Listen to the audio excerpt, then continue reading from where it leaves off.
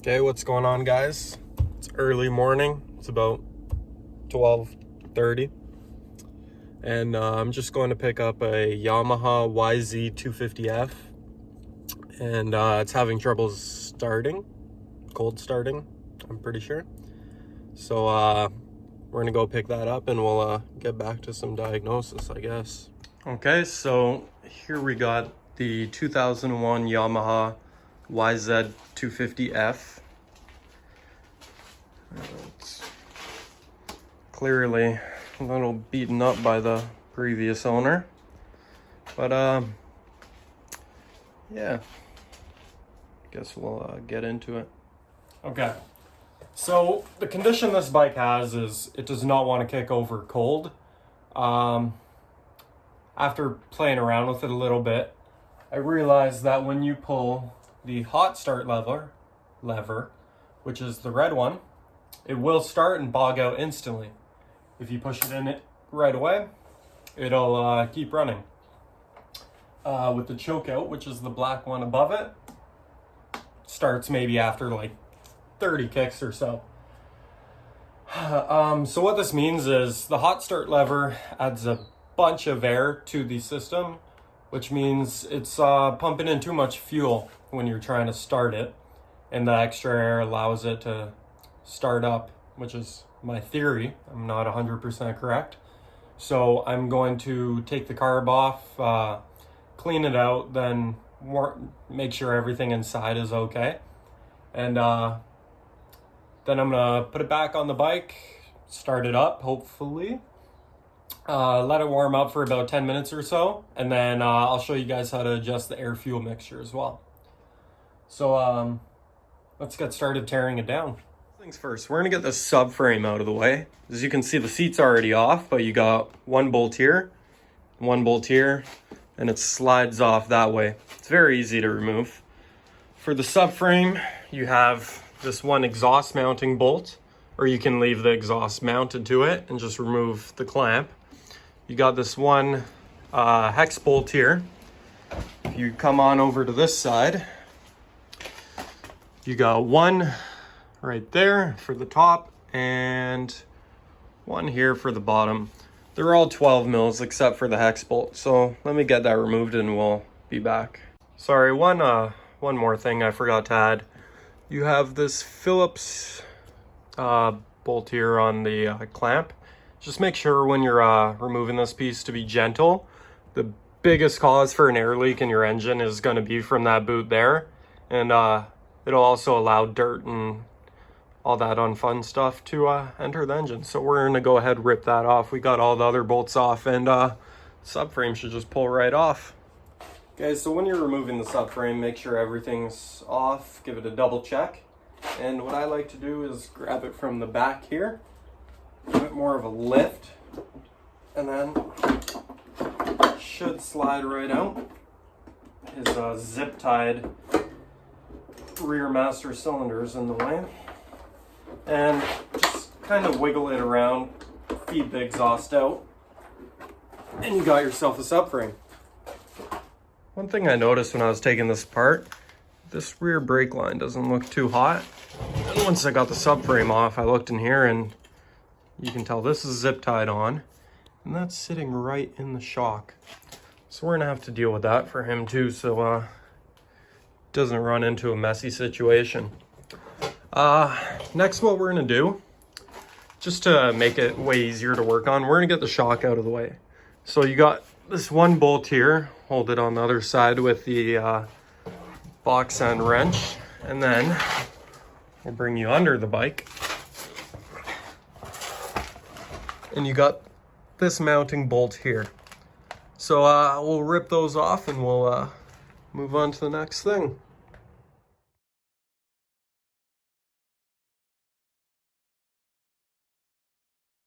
So got the upper bolt removed, and it swings out of the way just enough for me to get the carb out. Another thing, tip for beginners, when you're taking stuff apart, just put the bolts back in the mounts where they go so you don't lose them. Onto the carb now. You got this little boot, you just slide out of the way. You got a Torx bit here. You have a clamp, which you remove from the other side. So I'll bring you to the other side here. And then what else do we got? We got the fuel line coming from the gas tank. You got that clamp, which I said. And that looks like it should be it to remove the carb. Got this here. You don't want to remove it from the carb, especially because it has that little special torque spit on it. But you can just unplug it right here, and it's just as easy. Got the fuel. Squeeze it with a vice grip or something so you don't dump your fuel everywhere. I got this clamp fairly loose. And, oh, I stand corrected. For the throttle cable cover, it is a hex. It was 4 mil. What you want to do is just loosen the top bolts and kind of pull it over and then just remove it from this little assembly here. So once you got the carb removed, just put it in a parts cleaner or a little bucket like I got here, and just take a video for your own sake to remember how all these tubes are routed down to the bottom here. As you can tell, these two melted off on the exhaust, so we'll have to get those replaced. And always make sure your work area is clean and nice to work in. So as you can see here, we went and removed the little top cover here and the float bowl cover. You just want to inspect it for cracks. Check your little gaskets or O-rings, make sure they're all intact. They're not too brittle or cracked or anything. And you're gonna just take a look at the sealing surface here, make sure there's no gouges or whatnot. You want to check the kind of like the spring assembly for the throttle. So on this bike, all that kind of checks out. So we're gonna go ahead, remove the jets, remove the float bowl, check all in there. And it's just 1, 2, 3. And then you got the air fuel adjuster here. We'll show you how to set that after. Oh, and you got a little pin that runs through here for the float bowl to remove it. Don't know how well you can see it, but it just slides right out. So went ahead and got all the jets out. Basically what you want to do, say for the main jet here, you want to hold it up to the light, see if you can see through it.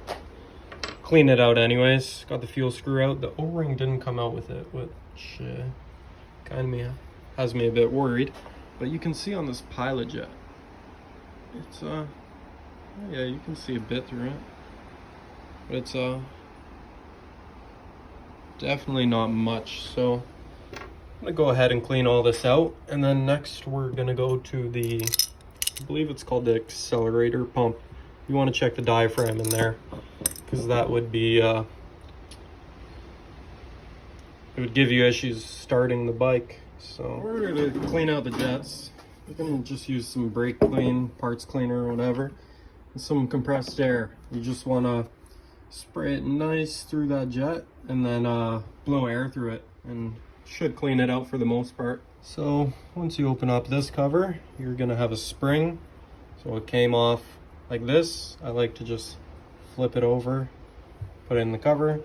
You want to check this O-ring right here. You can see the mating surface is pretty dirty, so definitely hasn't been taken apart in a while.